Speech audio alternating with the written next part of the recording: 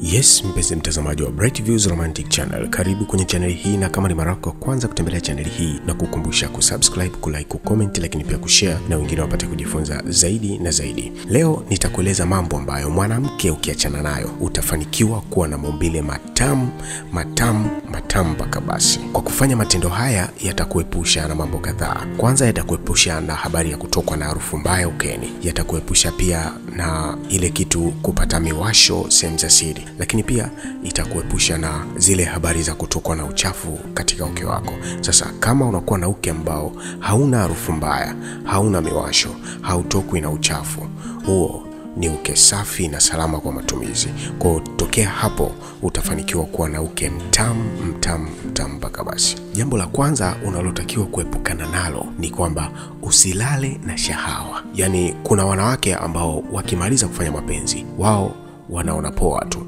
wanalala tu, au wanajisafisha tu juu basi analala, lakini shahawa nyingi zinakuwepo ndani ya uke wake. Sasa sikiliza, usilale na shahawa, kwa sababu shahawa zina tabia ya kulegeza misuli na ukuta zile za uke, ambapo hii sasa itakufanya kuwa na uke mpana. Lakini pia zina tabia ya kuongeza bakteria wabaya katika uke. Kwa hiyo ukilala na shahawa utajitengenezea mazingira ya kukosa mnato na lile joto la asili kwenye uke wako. Kwa hiyo unapomaliza kufanya mapenzi hakikisha unajisafisha vizuri. Na jambo la pili ambalo unatakiwa kuepukana nalo ni kwamba usikae na mavuzi kwa muda mrefu. Hakikisha unasafisha maeneo yako, unasafisha vizuri. At least nyoa mara kwa mara, yani unapoona zimeota toa, zikiota toa.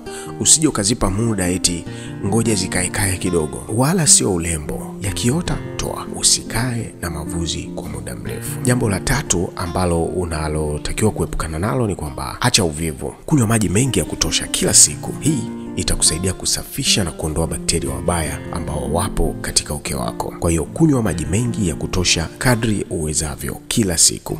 Na jambo la mwisho ambalo unatakiwa kuepukana nalo ni kwamba matumizi ya pedi bila kuzingatia kiwango cha damu zinazokutoka. Yaani zingatia sana pedi unazozivaa, kwa sababu hizi pedi zinaweza pia kusababisha mambo kadha wa kadha katika uke wako. Kwa hiyo zingatia pedi unazozitumia.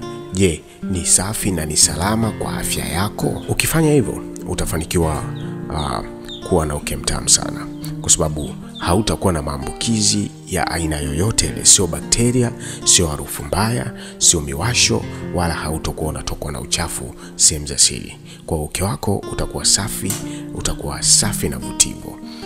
Hii ni Bright Views Romantic Channel, na kukumbusha kusubscribe, kulike, kucomment, lakini pia kushare na wengine wapate kujifunza zaidi na zaidi.